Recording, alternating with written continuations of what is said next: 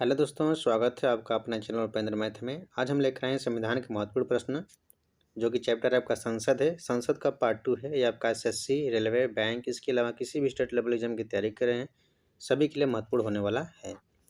इससे पहले यदि आप चैनल पर नए तो चैनल को सब्सक्राइब कर लें, बेल आइकन को दबा लें, ताकि हमारे द्वारा डाले गए वीडियो की पल पल की अपडेट आपको मिलते रहें। और हमें कमेंट करके बताएं कि अगला वीडियो किस टॉपिक पर चाहिए था। ये चलते अपने प्रश्न की ओर। आज का हमारा पहला प्रश्न है, लोकसभा के प्रथम अध्यक्ष कौन थे? तो इसका उत्तर है आपका, लोकसभा के प्रथम अध्यक्ष गणेश वासुदेव मालवंकर थे, यानी कि ऑप्शन नंबर डी हो जाएगा। याद रखिएगा। अगला प्रश्न है, भारतीय संविधान के अनुसार संसद के दोनों सदनों का अधिवेशन एक वर्ष में कम से कम कितनी बार बुलाना जरूरी है? तो इसका उत्तर है आपका ऑप्शन नंबर सी, यानी कि 2 बार बुलाया जा सकता है। याद रखिएगा। अगला प्रश्न है, संसद के किसी भी सदन के 2 सदनों के बीच अंतराल किससे अधिक नहीं होना चाहिए? इसका उत्तर है आपका 6 महीने से अधिक, यानी कि ऑप्शन नंबर बी है, 6 महीने से अधिक नहीं होना चाहिए। अगला प्रश्न हमारा है,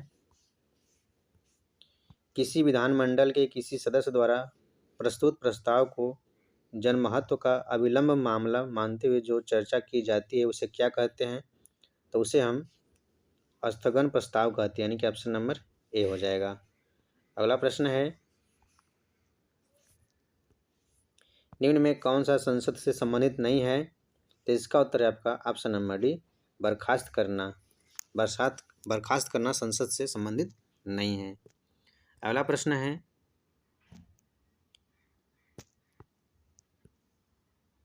यदि संसद किसी विशिष्ट उद्देश्य के लिए कोई समिति करे तो उसे क्या कहते हैं? तो उसे हम तदर्थ समिति कहते हैं। याद रखिएगा, ऑप्शन नंबर बी, तदर्थ। ठीक है। अगला प्रश्न है, मंत्रिपरिषद में शामिल नहीं है, तो कौन मंत्रिपरिषद में शामिल नहीं है? तो आपका कैबिनेट सचिव। ठीक है। कैबिनेट मंत्री, राज्य मंत्री, बिना विभाग के मंत्री, ये सब मंत्रिपरिषद में शामिल हैं, लेकिन कैबिनेट सचिव शामिल नहीं है। ठीक है, याद रखिएगा। अगला प्रश्न हमारा है, केंद्रीय मंत्रिपरिषद के विरुद्ध अविश्वास प्रस्ताव कहाँ प्रस्तुत किया जा सकता है? इसका उत्तर है आपका केवल लोकसभा में प्रस्तुत किया जा सकता है, यानी कि ऑप्शन नंबर बी हो जाएगा। याद रखिएगा। अगला प्रश्न है, 1 वर्ष तक राजस्व एकत्र करने का प्रस्ताव सरकार किस विधेयक द्वारा करती है? तो यह आपका वित्त विधेयक द्वारा करती है। याद रखिएगा, ऑप्शन नंबर बी हो जाएगा। अगला प्रश्न है हमारा, भारतीय संसद राज्य के किसी विषय पर कानून बनाने के लिए सक्षम है यदि क्या हो जाएगा? अनुच्छेद 352 के अंतर्गत आपात स्थिति लागू हो, तो यह हो जाएगा। देश के 2 या अधिक राज्यों की विधानसभाएं इसका अनुरोध करें, तो यह भी हो जाएगा। राष्ट्रपति इस आशा का संदेश संसद को भेजे, नहीं, यानी कि आपका इसका उत्तर हो जाएगा ए और बी। याद रखिएगा। ठीक है, यानी कि ऑप्शन नंबर टी हो जाएगा। अगला प्रश्न है, भारत के संविधान की कौन सी अनुसूची राज्यसभा की सीटों के बंटवारे का निर्धारण करती है? तो याद रखिएगा, यह हो जाएगा आपका चौथी अनुसूची, यानी कि ऑप्शन नंबर बी हो जाएगा। अगला प्रश्न है, किस सदन में अध्यक्ष उस सदन का सदस्य नहीं होता? तो यह आपका राज्यसभा का हो जाएगा। ठीक है, ऑप्शन नंबर बी हो जाएगा। अगला प्रश्न है, राज्यसभा का सभापति कौन होता है? तो यह आपका भारत के उपराष्ट्रपति होते हैं, यानी कि ऑप्शन नंबर बी हो जाएगा। भारत के उपराष्ट्रपति राज्यसभा के सभापति होते हैं। याद रखिएगा। अगला प्रश्न है, भारतीय संसद की सबसे महत्वपूर्ण विशेषता है कि क्या है? तो यह आपका इसमें राष्ट्रपति भी शामिल है, यही सबसे बड़ी महत्वपूर्ण व्यवस्था है। ठीक है, यानी कि ऑप्शन नंबर बी हो जाएगा। अगला प्रश्न हमारा है,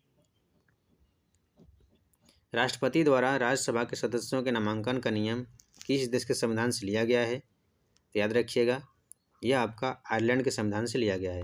ठीक है। अनुच्छेद 80 के तहत, ठीक है, जो राज्यसभा के सदस्यों का नामांकन होता है उसमें 12 सदस्य जो होते हैं यानी कि 12 सदस्य जो भी चुने जाते हैं वो सभी साहित्य, विज्ञान, कला और समाज सेवा से संबंधित ज्ञान रखते हैं। ठीक है, चलिए चलते हैं अगले प्रश्न की ओर। अगला प्रश्न हमारा है, निम्न में से कौन सा प्रस्ताव संघीय बजट से संबंधित है? तो यह आपका कटौती यानी कि ऑप्शन नंबर सी हो जाएगा, याद रखिएगा। अगला प्रश्न है, लोकसभा का कार्यकाल कितनी बार 6 वर्ष तक बढ़ाया गया था? तो इसका उत्तर हो जाएगा आपका 1 बार तक 6 वर्ष तक बढ़ाया गया था। ठीक है, अगला प्रश्न है, राज्यसभा का कार्यकाल जो मूल संविधान के अंतर्गत 5 वर्ष था, 42वें संविधान संशोधन द्वारा बढ़ाकर कितना कर दिया गया? तो यह आपका ऑप्शन नंबर सी यानी कि 6 वर्ष कर दिया गया है, याद रखिएगा। अगला प्रश्न है, भारत में किसकी स्वीकृति के बिना कोई भी सरकारी खर्चा नहीं किया जा सकता? तो यह आपका है संसद की स्वीकृति के बिना। ठीक है, अगला प्रश्न है, भारतीय संविधान के अधिकांश उपबंधों का संशोधन किया जा सकता है?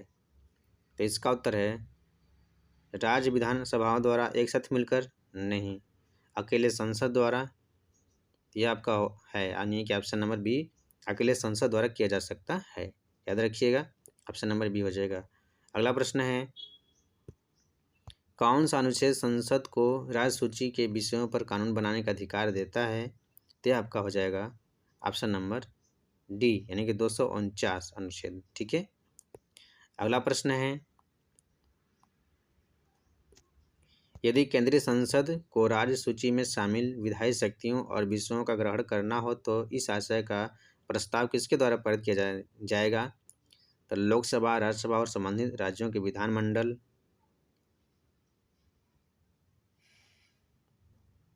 लोकसभा और राज्यसभा दोनों, राज्यसभा, लोकसभा। तो इसका उत्तर हो जाएगा ऑप्शन नंबर सी यानी कि राज्यसभा ही होगा। ठीक है, याद रखिएगा। अगला प्रश्न है हमारा, लोकसभा के निर्वाचित सदस्यों की अधिकतम संख्या हो सकती है? तो लोकसभा के निर्वाचित सदस्यों की अधिकतम संख्या कितनी हो सकती है? तो याद रखिएगा यह 550 हो सकती है। ठीक है, किसकी? निर्वाचित सदस्यों की संख्या, याद रखिएगा। प्रश्न को ध्यान से देखिएगा, सभी महत्वपूर्ण प्रश्न हैं। भारत में लोकसभा के लिए अधिकतम सीटें निर्धारित हैं, तो यह आपका हो जाएगा, अधिकतम सीटें जो निर्धारित है वह 552 है।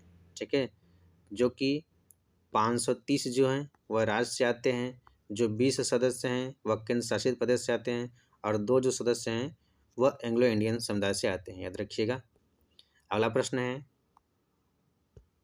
निम्नलिखित में से लोकसभा की प्रथम महिला अध्यक्ष कौन है? तो यह आपका हो जाएगा option number A, Meera Kumar, याद रखिएगा। अगला प्रश्न है, भारतीय संसद का जनता द्वारा निर्वाचित सदन निम्न में से कौन सा है? तो यह आपका हो जाएगा लोकसभा। ठीक है, जनता द्वारा निर्वाचित किया जाता है जो कि लोकसभा है, ऑप्शन नंबर बी, याद रखिएगा। अगला प्रश्न है, गैर धन विधेयक के संसद के हर सदन में कितने वाचन होते हैं? तो ये आपका 3 वाचन होते हैं, यानी कि ऑप्शन नंबर बी हो जाएगा। अगला प्रश्न है,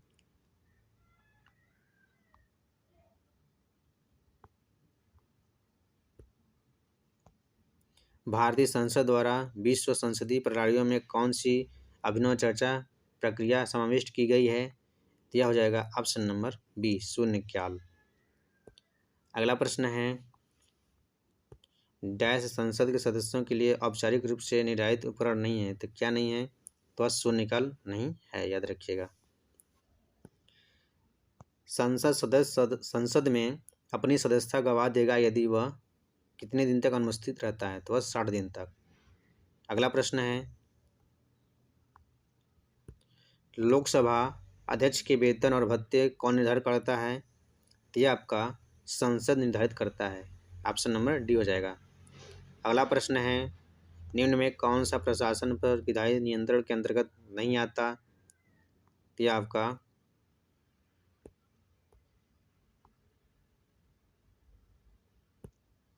अगला प्रश्न है, ऐसे व्यक्ति कौन है जो राज्यसभा के सदस्य होते हैं वे राज्यसभा और लोकसभा दोनों में बोल सकते हैं, तो वह है वे मंत्री जो राज्यसभा के सदस्य हैं, यानी कि ऑप्शन नंबर डी हो जाएगा।